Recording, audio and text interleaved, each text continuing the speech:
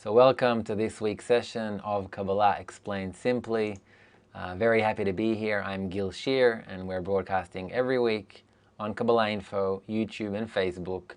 So if you haven't yet liked or subscribed, now would be a good time to do that, to keep updated on our videos, and also a nice way to show your support if you enjoy these videos. All right, so today we're going to talk about a topic that many of you wanted to know more about. And this is the language of the Bible, or you could say the secret language of the Bible.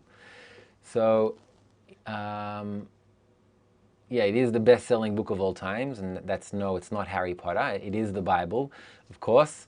It sold over 5 billion copies. That's a lot of copies. That's 5,000 million. Most people in the world have read parts of the Bible at least. There are millions of searches online for Bible-related things like Bible quotes and Bible verses and online Bible and the Bible Gateway, and it really is the most read book in all of history of all times. And for most people, there's no question about it. The Bible is like a clear guide. It's a history book, and it's a moral code, right? So, wrong. It is none of those things.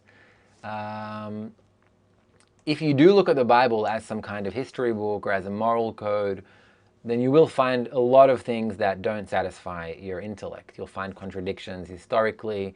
You'll find moral contradictions even, things that maybe today would not be considered moral. And it's not what the Bible is about. Today, we're going to talk about what the Bible actually is and the secret language that the Bible is written in, because the Bible is written in code. And we're going to start learning about the mechanism, about the language the Bible is written in, the secret language. So I'll be looking at Facebook, and I'll be looking, YouTube and Facebook. Not that it really matters to you, but I'll be looking around to see what's happening here. I think that's it. I think we're ready to get started. So let's get into it. All right, so feel free to ask any questions in the chats, and hopefully you'll be able to cover them. All right, so the Bible is one of many books that were written by Kabbalists that had spiritual attainment. So if you were able to tune in into previous weeks, then we actually gave an overview about a chain of Kabbalists starting from Adam, who wrote the book Raziel the Angel, followed by Abraham and Moses and Rashbi and the Ari and Baal HaSulam, each of them writing different Kabbalistic texts, the Raziel the Angel book, the book of creation, the Bible, the Zohar, the Tree of Life, and the writings of Baal HaSulam, the study of the 10 Sefirot, and all of these Kabbalists, all of these books were written in code language. And when we're talking about the Bible, we're talking about the Old Testament, we're talking about the Pentateuch, we're talking about the prophets, like Joshua, Judges, etc., Samuel, and the likes of the prophets that are part of the Old Testament, and we're talking also about the writings, the Ketuvim. So this package called the Tanakh, in Hebrew, Torah, Nevi'im, and Ketuvim, or the Bible, as it's commonly known, written by Kabbalists who had spiritual attainment, and every single word they wrote there, they wrote according to a code language, which is called Pardes. So just like we have, programming languages called JavaScript or Java or Python or C#, etc. So Kabbalists have a general name for their coding languages, which is called Pardes. So let's take a look. Pardes, it's an abbreviation. Pardes, or in Hebrew, it's Pei, Resh, Daled, Samech. Pardes. And it's an abbreviation. What it actually means, what it stands for, is Pshat, which literally means simple.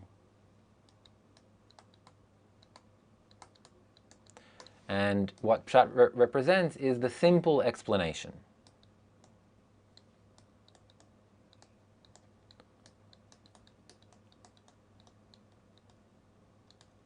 That's Pshat.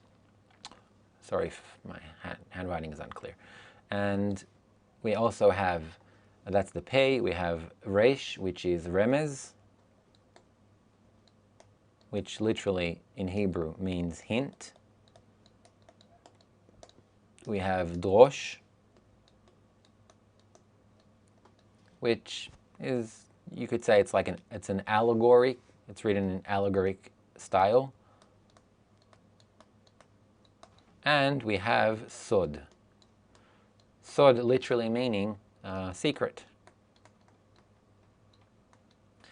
And every single one of these Kabbalistic writings that I just mentioned before, they're all written in one or more of these code languages, meaning all of these languages together are called Pardes. That's the code language Kabbalists write in, and we'll get to that in a moment, according to what mechanism they write this language by. And there are 4 different variations of Kabbalistic code language: Pshat, Remez, Drosh, and Sod. Now, it's many people who have heard of this concept of Pardes, they think that, you know, the Pshat, which is the simple, is what you need to start with. You know, you start with a simple and you end up with a secret. And that is a misconception, because actually these 4 languages, they also resemble the order of the spiritual worlds. So Pshat representing the world of Atzilut,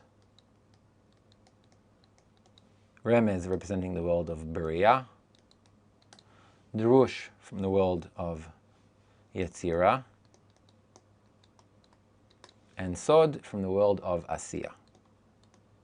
So these are the different levels that these languages were revealed from the order of above downwards.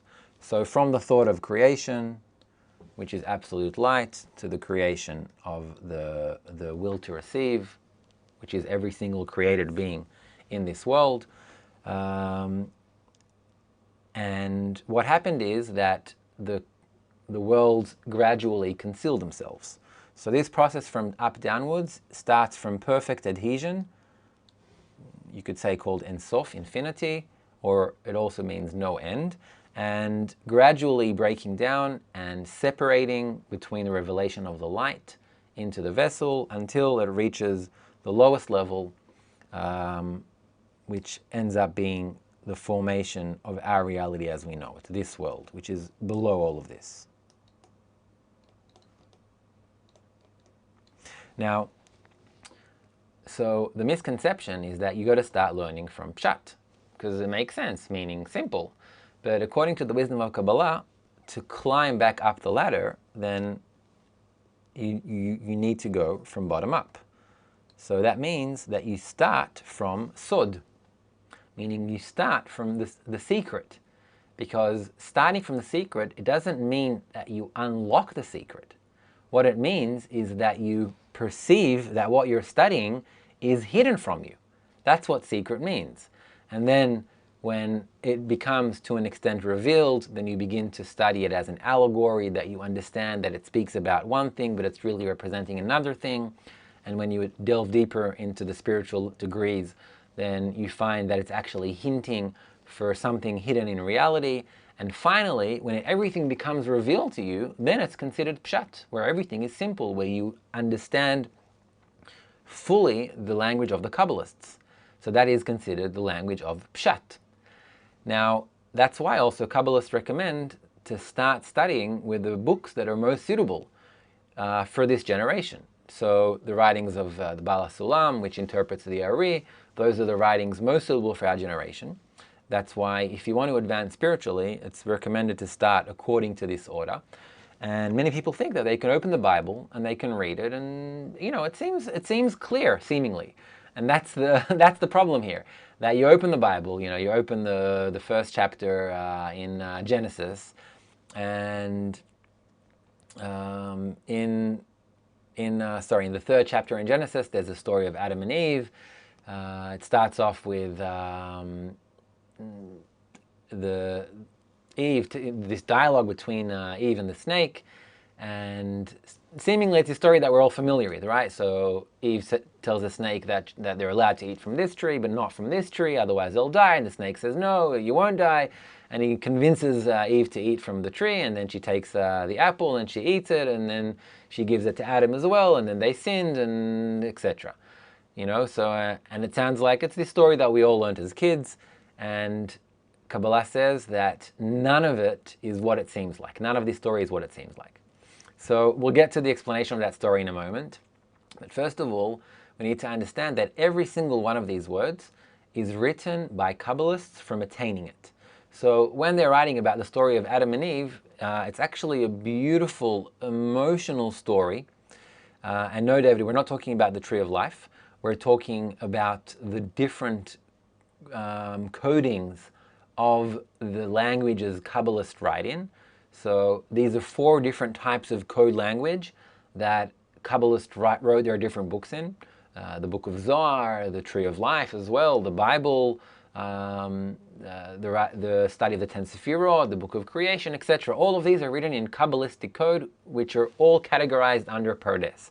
And there are 4 different types, which we explained. So I hope that's clear.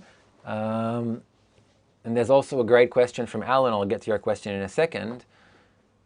So basically, the story of Adam and Eve, just as an example, right? So it's a beautiful, beautiful story, which doesn't talk at all about a person, Adam, and his wife Eve, and a snake that crawled up and convinced her to eat from the tree.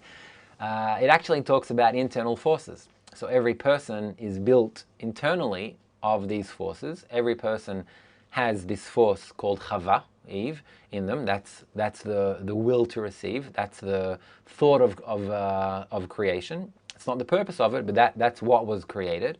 And inside that desire called Chava, there is a point called Adam, which desires to reach back adhesion with the Creator. And within those desires, there is a force called the snake. And the snake is this, we all know the snake on different levels. In the most lower corporeal level, you could say it's this kind of voice inside that wants to push us away from searching for true meaning in life and trying to get us to feel satisfaction from fleeting pleasures and materialistic fulfillments, even though many of us already know deep inside, many of us know it, that these fulfillments are not real fulfillments. They're fleeting, they disappear immediately, they leave greater emptiness. But you could say that on the kind of simple level, the snake is that force within that's trying constantly to pull towards these desires. And in fact, the snake is not a bad force. There actually aren't any bad forces in reality, because there is only the light and the vessel. So how can there be anything bad? Only these forces are different ways of reaching adhesion with the Creator. So the force of the snake in the wisdom of Kabbalah is called Ezer Kenegdo, which means help against him. So it's seemingly against the purpose of creation, seemingly, but really this force is leading to scrutiny, is leading to question. If you didn't have this force within you, you would never end up identifying and understanding what truly matters in life, why you are alive, or asking this question or pursuing an answer to it. So really, this simple story of Adam and Eve, which we learn as kids as like something very literal, because it's seemingly in the language of Pshat, which is all clear, you know, a snake, a woman, a man, an apple. No, none of that talks about anything on this level of reality. It all talks about internal spiritual forces. And the entire Bible, and actually all of the Kabbalistic texts, not just the Bible, but the Bible too, every single word there is written in this language of code. In some forms it's written in allegory, in others remez, in others in Pshat, meaning seemingly simple, which is the most concealed form. That's why it's very misleading to try and open the Bible and through that, just by reading it, to attain spirituality, because it's very confusing. It speaks of matters that are seemingly very clear, seemingly moral codes or historical events or things like that, but actually it's not speaking a single word about any of that. Okay, so let's see if we have any questions so far. No questions so far, I don't see any. If you have any questions, then write them in. Okay, great, so let's keep going. So So what does it mean that the Bible is written in this language of code, and how do Kabbalists write it? So in fact, Kabbalists, they write from a state called spiritual attainment. Now, spiritual attainment isn't that you imagine something and then you describe it. No, spiritual attainment is the deepest level of understanding. I want to read a quick quote from Baal HaSulam about spiritual attainment. It's from the article, The Essence of the Wisdom of Kabbalah. So let's see it here. Okay, so this is from The Essence of the Wisdom of Kabbalah, and Baal HaSulam says this: Kabbalah uses only names and appellations that are concrete and real. It is an unbending rule for all Kabbalists that anything we do not attain, we do not define by a name and a word. In other words, every single word Kabbalists write, and not just in the Bible, also the book of creation that we discussed a couple of weeks ago, and the tree of life, and words that seemingly are completely abstract, like talking about even the words Pshat, Remez, Drush, and Sod, and talking about the spiritual worlds, Atzilut, Beriah, Yetzirah, Asiya. You know, you might think that, okay, it's Hebrew, but in Hebrew it's also unclear. Bria, creation. So what does it mean, a world of creation? How can you understand that? It seems like it's all abstract. So Kabbalists say no, it is anything we do not attain, we do not define by a name and a word. So what is this attainment that they speak of? So Baal HaSulam keeps on writing. Baal HaSulam is the greatest Kabbalist of this generation, you could say. He lived in the previous century, and the one before. He died in the previous century, you could say. He's called Baal HaSulam because Sulam in Hebrew means ladder, and he created a ladder to enable every person in this world to climb up the spiritual degrees. So he keeps on saying, he says, here you must know that the word attainment implies the ultimate degree of understanding. It derives from the phrase, that thy hand shall reach. That means that before something becomes utterly lucid, as though gripped in one's hands, Kabbalists do not consider it attained, but understood, comprehended, and so on. So, to delve deeper into this concept called attainment, it's important to really kind of wrap your head around it. That when you say attainment, and every single word that they wrote is from this state of attainment, it means that they were in that state. So I'll give you an example. So let's say you own a cat, all right? So if you own a cat, then you already know to identify your cat's behavior, right? So you can say, okay, you know your cat for sure, and maybe you know cats in general. So that's not attainment. Now let's take it a higher level. Let's say you're a researcher of cats, and you own multiple cats, and you communicate with cats all day long, every day, for years and years and years. Then you could say that you have a deep understanding of what cats are, how they behave. You can probably even look at a cat and just by its movements identify what it's maybe wanting or going for or feeling even maybe. But that's still not considered attainment. In Kabbalah, the level of attainment would be achieved if you became a cat, for example. So if you're a cat, then you've attained what it means to be a cat. Nothing before that. You can have a deep level of understanding, but as long as you don't become a cat, then you don't attain what it means to be a cat.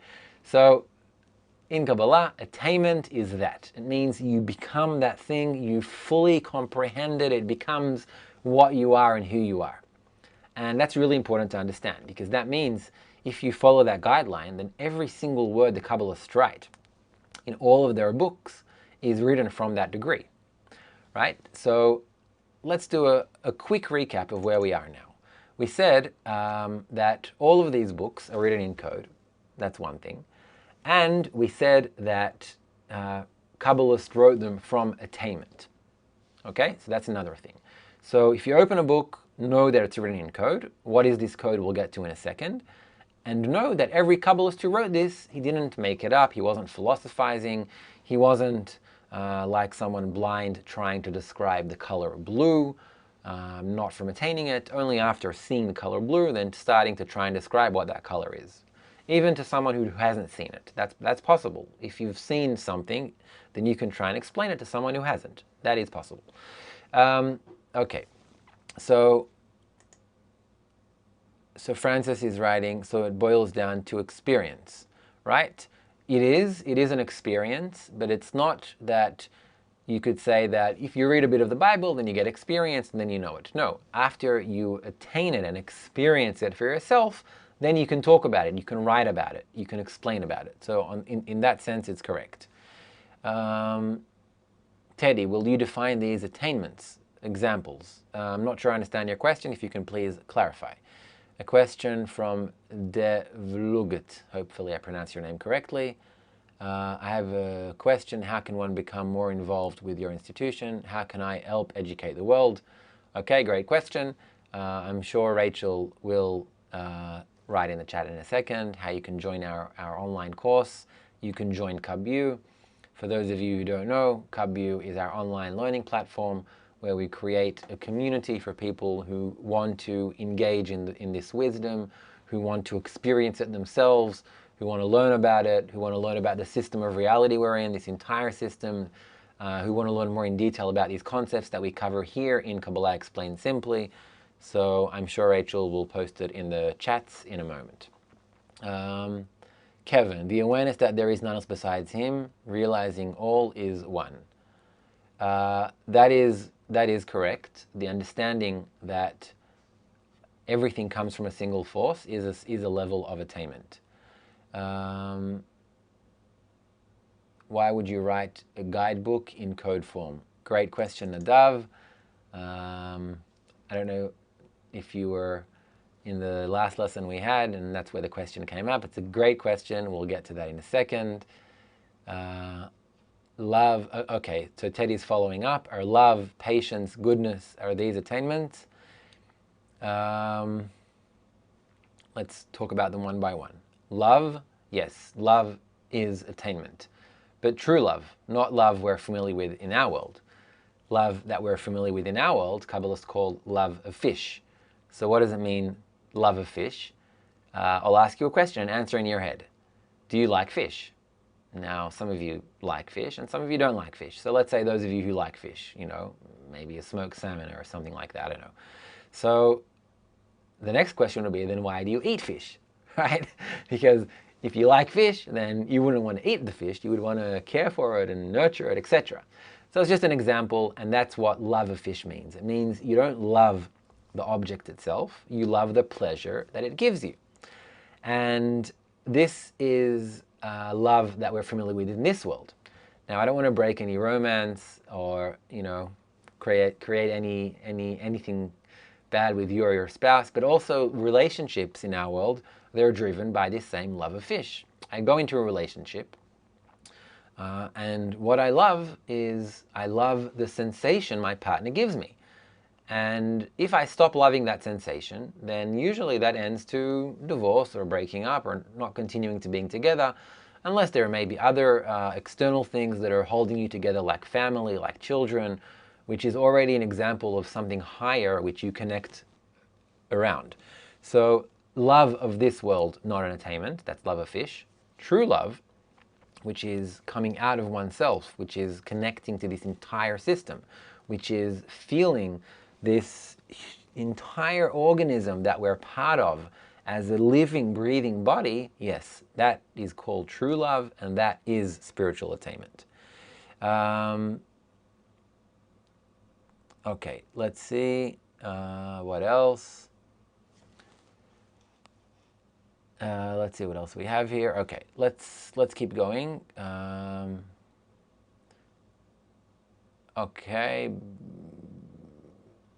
Okay, so a question from Maria.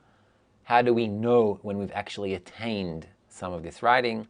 And then Bezalel answered correctly, when you know, there is no attainment without certainty. That is correct, Bezalel, and that's a good question, Maria. Let's say I tell you that in a second you're going to see a pen in front of your face on the screen. How do you know when you see the pen? There you go. You see it now, right? So there's no question about it. Like, you don't see it and you do see it. Do you have any doubt that you're looking at this pen now? that I'm bringing closer to the camera, etc. No, you have no doubt. You see it, you perceive it with your senses, right? So it's as tangible as that, nothing less. Kabbalah does not talk about believing anyone.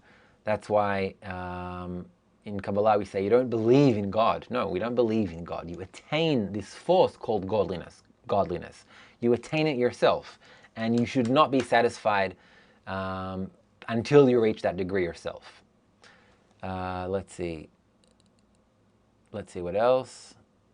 David, are we to the universe what blood cells are to the human body?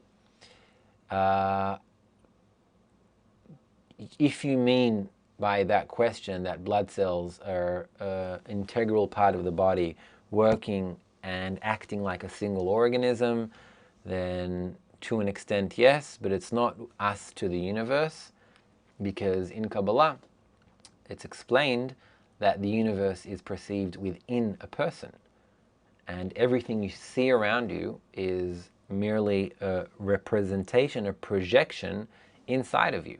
And really, if you think about it,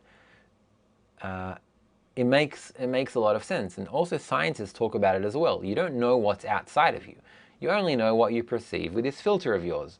So right now, I'm wearing glasses, and I can put on glasses with a pink lens and I'll see everything pink. And let's say I'm born with these glasses, I know nothing else, and I think reality is pink. And if I take off these glasses, then I'll see that reality is something else. So which is the true reality? I don't know. All I know is that I perceive it through a different lens that I'm observing reality from. So, to answer your question, then in a way, yes, we are like these cells in the body, but it's not us to the universe, it's us to the entire system we're in, to the entire creation, actually. And within that creation, then yes, us towards, you could say more practically, would be to look at humanity. So us towards humanity would be like cells in the human body. And if you want to look at even more practically and closer to home, then you would say you towards people who also want to attain this spiritual level. That's even closer. It's more tangible. You could say that in the general system of the souls, these souls are now closer to you, and by connecting with these souls, with the people that are here in this chat, those students of ours on Kabbalah, by that you're injecting light into the entire system of humanity. So it's not that you're only focusing egoistically on a group of people and, the world can be damned. No. By connecting between people who understand the system that we're in and want to attain it, by that you're enlightening the entire system of reality. Okay, let's pause for a sec with the questions. Great questions, keep them coming. I want to continue on to talk about the actual language of the Bible. So we know that Kabbalists write everything from attainment, and we know that it's all written in code. So what is this code that Kabbalists write in? So Kabbalists write in a language of root and branch. What does it mean, a language of root and branch? We have a great clip which explains exactly that from our course Enter the Zohar. Rachel will post the link in the chat to the clip if you want to look at it later on. I'll share the clip now, and it's taken from our course Enter the Zohar, which you can find also on Kabbalah. So let's take a look at the clip and we'll continue explaining.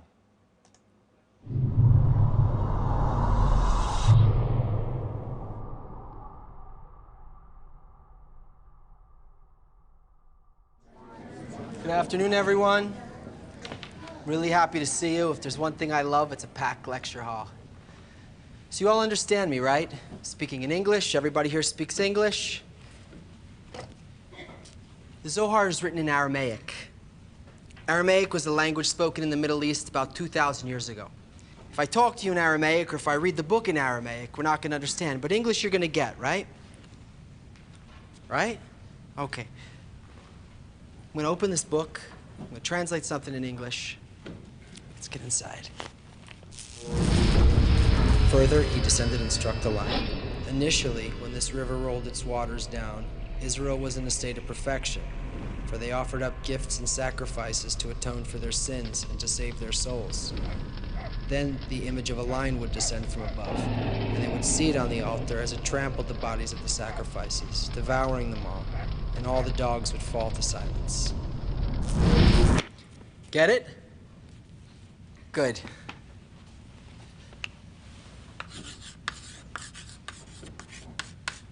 Language is a system of symbols that point to concepts, arranging them in patterns that communicate meaning. Great. What's meaning? For us, sensation is meaning. At our core, sensation is the only thing we get or don't get about what we read. The words of every language on earth are about sensations that come from relating to objects. Even our words for emotions are only about things. If you're hungry, it's not just hungry. You're hungry for a salad. You're hungry for something. There's always a thing associated with that feeling. But what if you're expressing sensations that come from relating to forces that manage this world? Forces that aren't things, but influences you can't see, because by definition, an influence is above or beyond the things that it influences. And what if you're writing a book? Because what you want to do is make it possible for people in this world to enter those sensations, to enter those forces that can't be described by thing words. The only way to cross that dimension is to use words that you can relate to. Use words from this world, but use them and work backwards up to the world of those influences. This is what the Kabbalists did when they wrote the Zohar. They created a cross-dimensional language called the language of branches. So, the world we live in is the world of outcomes. Everything we see, everything that happens here, is the result of what already happened here. Down here is time, space, and our world. People, places, things, the objects and events of this world. It includes your feelings, it includes your thoughts. This is the outside of existence, the branch level of reality. These are the forces that manage the objects. This is the inside of existence, the causal, the root level of reality. There's nothing on the branch level that isn't the direct result of an upper force. It's said there's not a blade of grass that doesn't have an angel above it that strikes it and tells it to grow. These forces, they're expressions of a single giving field of intention that never changes. And this type of intention is the only thing that can create. The branch has no power in itself. It's all just raw material. It's like the wax after the imprint of a seal. The only thing it can be is what the seal imprinted into it. Boom. It's too late. It can't change anything. The raw material, it's the will to receive. It doesn't have its own existence. It only exists as a result of the upper force. So, the only way to change anything is to rise to the root level. But, until I start sensing the fixed upper intention, I can't escape this world. In the Zohar, names of people, David, Sarah, Pharaoh, places, the temple, a field, things, a sin, a chariot, a lion, an angel. They're all inner states of a person, advancing from the branch to the root level. I know.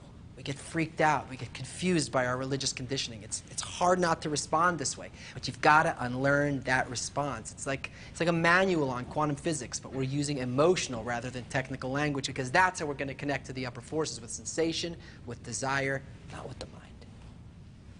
Okay? He descended and struck the lion. The state of Bina, the force of giving, the upper creative. Initially, when this river rolled its waters down, Reaction of the root level. Israel was in a state of perfection. Your desire to be connected to the upper force is able to make the connection. For they offered up gifts and sacrifices to atone for their sins and to save their souls.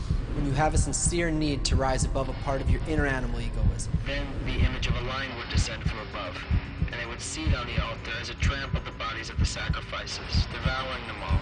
Only because you want to draw closer to the upper force, to give to it rather than doing it for yourself.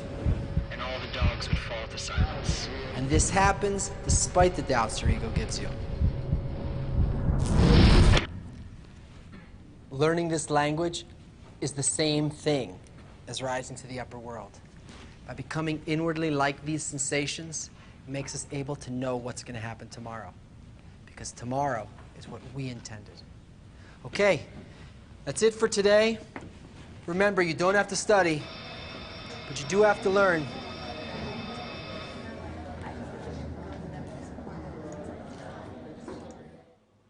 Okay, so you don't have to study, but you do have to learn.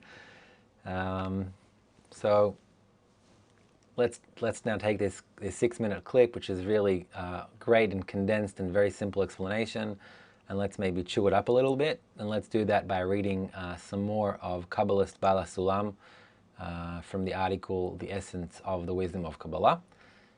Let's take a look what he writes about this language of roots and branches. Here it is. So he writes like this: each lower world is an imprint of the world above it. Hence, all the forms in the higher world are meticulously copied in both quantity and quality to the lower world. Okay, so that basically means that each lower world, so we have, let's say, 4 worlds: Atzilut, Bria, Yetzirah, and Asiya. So I just wrote them in Hebrew. You could say Atzilut, doing black, Atzilut, Bria, Yetzirah, and Asiya. So this is Atzilut and this is Asiya. So each lower world is an imprint of the world above it. So this world of Bria is an imprint of the world of Atzilut, and the world Yetzirah is an imprint, Asiya is an imprint, and this world is also an imprint. So thus there is not an element of reality or an occurrence of reality in a lower world that you will not find its likeness in the world above it, as identical as 2 drops in a pond. And they are called root and branch. So in general, these worlds altogether are called the roots, and this world is the branch.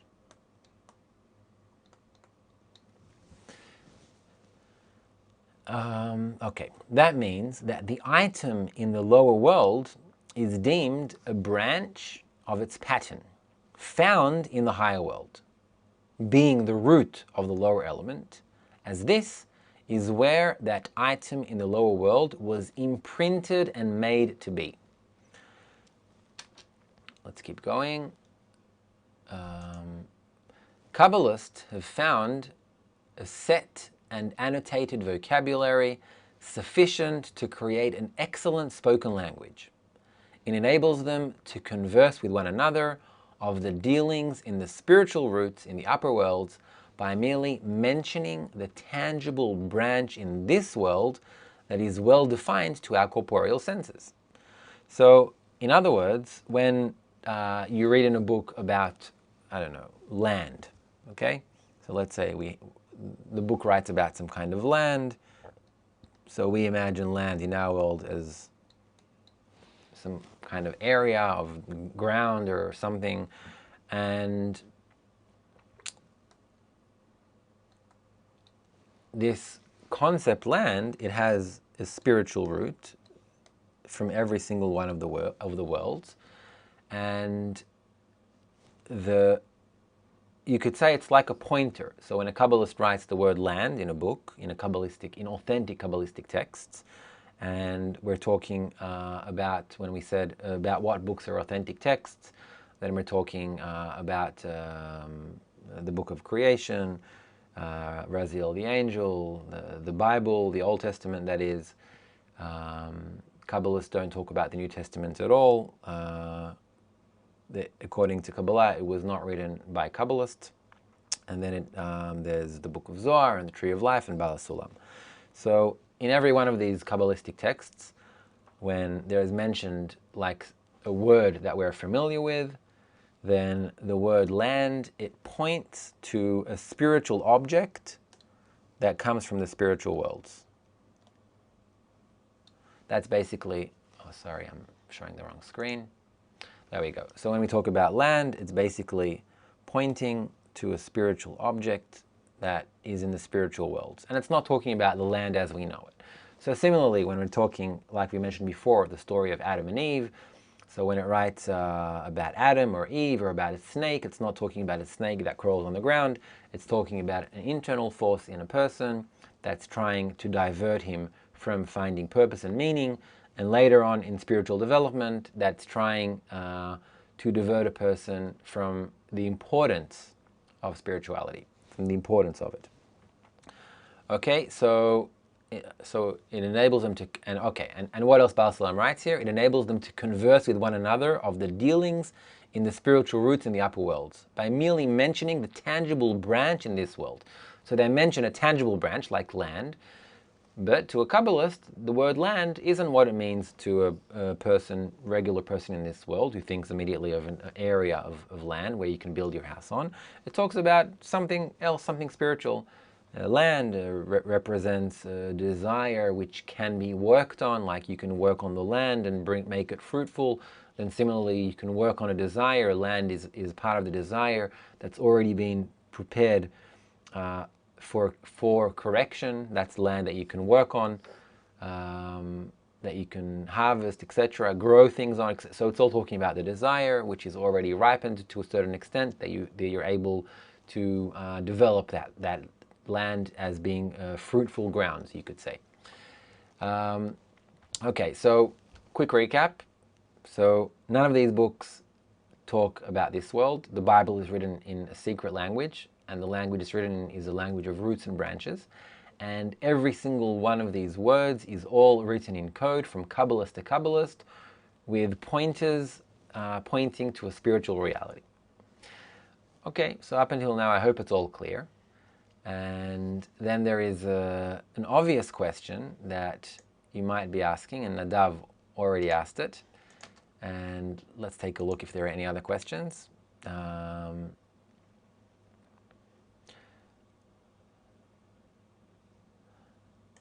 Okay, so let's see.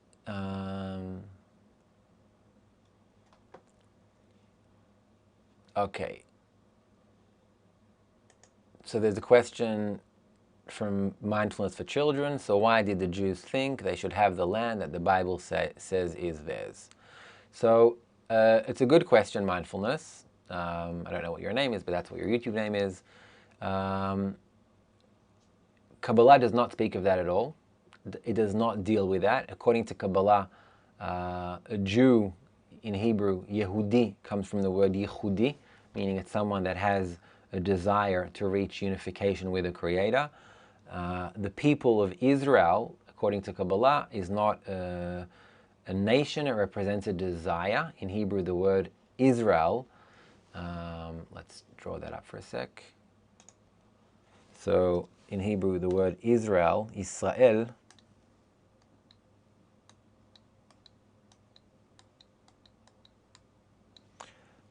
it's actually built of two words.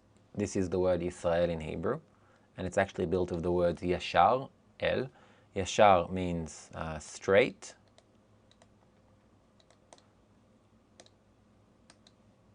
And El means creator.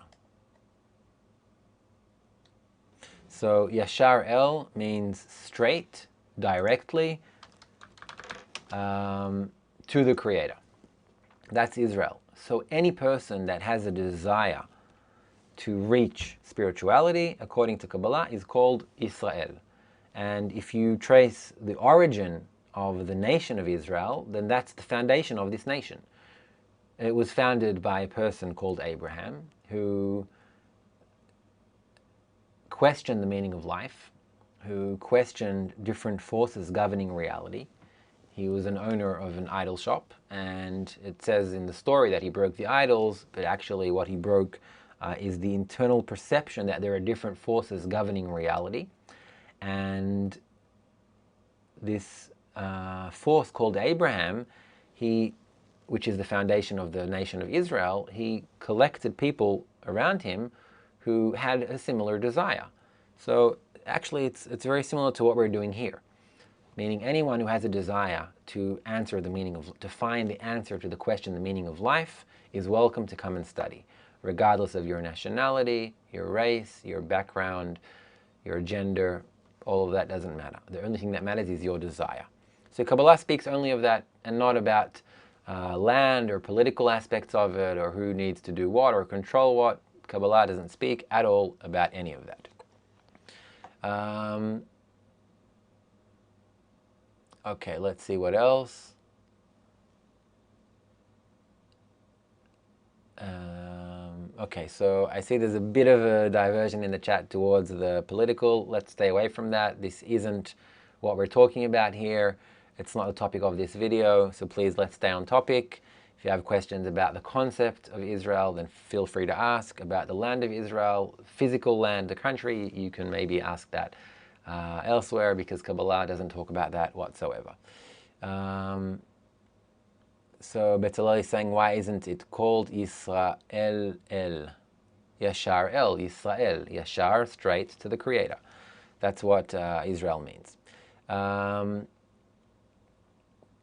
Okay, let's see what else we have here. So it seems like, from what I can see, we have no other questions. So I'll move on to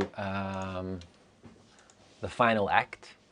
And the final act is a good act. It's a question, but it's a strong question, and it's a relevant question. And the question is, what can we do with these books, with these Kabbalistic books? If Kabbalists wrote them in code language, from Kabbalist to Kabbalist, who understand the code, and not a word there speaks of our world, then how on earth are we supposed to use these books? And are they even for us? Maybe they're not for us. So the answer is, these books are for us, and this is why. So Baal Sulam asks the exact same question that Nadav asked before, and that I just posed now, and let's take a look at how Baal Sulam phrases this question. So he says, so why did Kabbalists obligate each person to study the wisdom of Kabbalah, meaning the Kabbalistic authentic texts? Indeed, there is a great thing in it, worthy of being publicized. Okay, why? So he continues, there is a wonderful, invaluable remedy to those who engage in the wisdom of Kabbalah.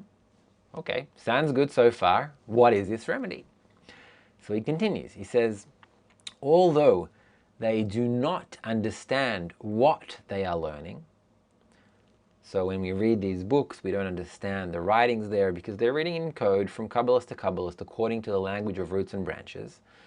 So it's clear that we don't understand what is written in these books. But he continues, through the yearning and the great desire to understand, and not intellectually to understand, for the heart to understand, they awaken upon themselves the lights that surround their souls. Beautiful. So basically what Baal Sulam is saying, he's saying this. Where's the screen? Oh, here it is. So he's saying that you're here. Oops. All right, so this is where you are in this world. And you open a Kabbalistic book. And there's writing in it, etc. And it's written in code. Okay, so what's the code? I don't know. It's pointing to some spiritual reality, which I know nothing about, let's say. And I'm looking in this book and I'm reading it. And the book could have zero impact on me. So the fact that, there's the misconceptions about Kabbalah, that it's concealed, you can't study it until you're 40 and all of those, that's inaccurate. It was like that in the past. Today it's not like that. There's no limitation on Kabbalah, but it is concealed. But anyone can open the book, because if you're not approaching it with the right, you could say intention, then it's locked. That's it. It stays locked. So there's no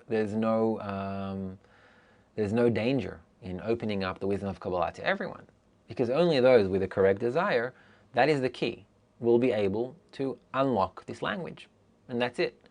So it's a beautiful system actually, and it enables anyone to open any book. So if you open a Kabbalah book and you're trying to, succeed in your business by it, and you're trying to have a better relationships, then you'll get nothing from the book. You might get some psychological calmness. If you put on a red string and someone tells you that this will help you in your business or whatever, then you might feel that way and you might feel inspired in your business. But it's nothing more than psychological effect. In Kabbalah, there is no corporeal effect from bottom up. You cannot influence the system from bottom up, because we are in the world of consequences. So like we said, just to go back a sec, so if this is the world of branches and this is the world of roots, you can also call it the world of causes and the world of consequences. Because everything in this world is a result. So if you want to influence the system, if you want to change the system, even if you want to improve your corporeal life, then if you go about and you try and approach it on this level, then your ability to make true change is limited. Kabbalah doesn't say that you don't have to act in this world. No, on the contrary, it says you have to act in this world. You have to live in society and not segregate yourself, and you have to follow the rules, and if you lose your job when you need money, then you have to go and find a new job, etc., etc., etc. But in parallel to that, it also explains that all of these actions are already on the level of consequence. In order to truly change reality, you have to go to the control room of reality, and that's done through intention. And what is this intention that Baal Salam speaks of? That through yearning and the great desire to understand what they're learning, they awaken upon themselves the lights that surround their soul. So this is a very, very powerful concept in Kabbalah. So each person already has their soul in its complete state as being part of the soul of Adam. Let's just call it for now the collective soul, because we didn't talk about the soul of Adam today. So this is the collective soul, a state of perfection, of ultimate fulfillment, where everything and everyone and all of reality is connected as one to the upper force. And this state, it already exists. It's there. It's currently in existence. Only we have no perception of it because we're observing reality through a certain sense called an egoistic desire, which paints, it's like the glasses example. You know, if I put on glasses, then I see reality through these lenses, whatever color they are. So the perfect state is already in existence, but we don't perceive it. Now, when you read authentic Kabbalistic text, it was written from this level, from the level of the spiritual worlds. And if by reading this text, your intention is to connect up above to the collective soul, and the level upon which these writings were written from, then the result is that you awaken upon yourself the light that surrounds your soul, that comes from your already existing corrected state. So this brings this light back upon you. So it means that if you want to truly change reality, then you cannot do it from working in the world of consequences, from working down here. But instead, you need to work from working with this mechanism here. And by doing so, you're already bringing into balance the forces of reception and the forces of bestowal, the only two forces that exist in reality, the plus and the minus, the electron and the proton. Only the light and the kli, that's it. There's only two forces in reality. The combination of these two forces, they give birth to everything else, to the four worlds, to the 10 sephirot, to the 125 degrees. But eventually, that's it. There's only two things, light and kli. And this interaction between the light and the kli, and the desire of the kli to reach that state of the light, this draws a person towards the spiritual worlds. That's, by the way, where all the New Age ideas of, imagine your state you want to be in, and that will lead you to it. It has truth in that approach, because that approach, its root is from spirituality, that the corrected state is already in existence. Of course, using it on the corporeal level, it won't bring you into balance with nature. It will keep you on this level. So that's why these methods, they don't work in bringing you to balance with the general forces of reality. Maybe it can help you encourage with positive thinking and driving you towards something corporeal that you wanted to achieve, and it might help you achieve that.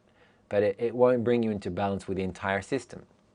The only thing that brings you into balance with the entire system is if you aim through this desire not to reach a corporeal state you exist in, or that you imagine yourself in, but to reach the spiritual state that you are already in.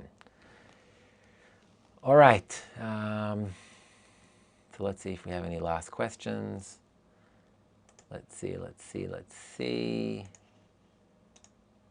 Oops, sorry, there we go.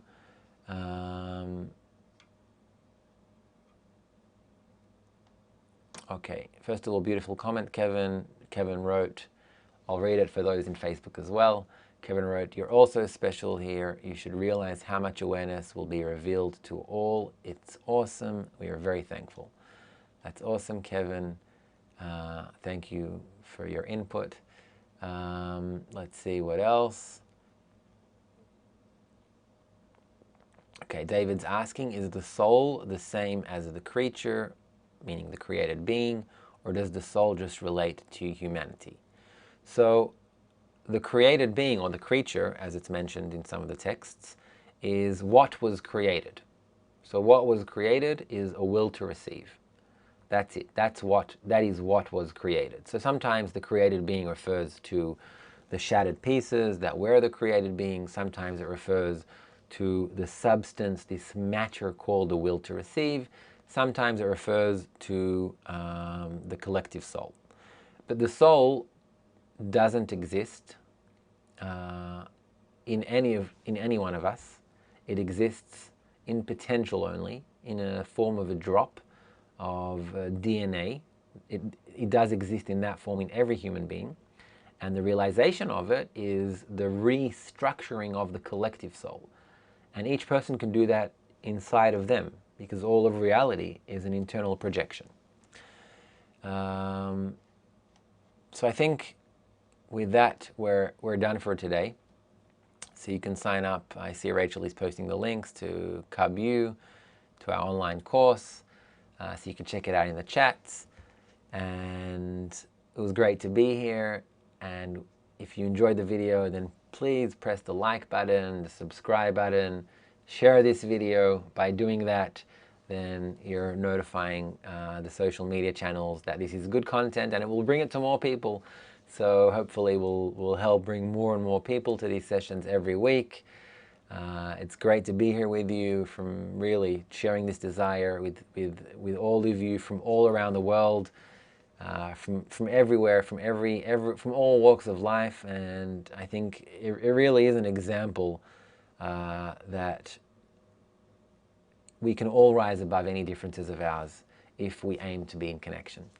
So I'm Gil Shear, and this is Kabbalah Explained Simply. It's great to be here, guys. See you next week.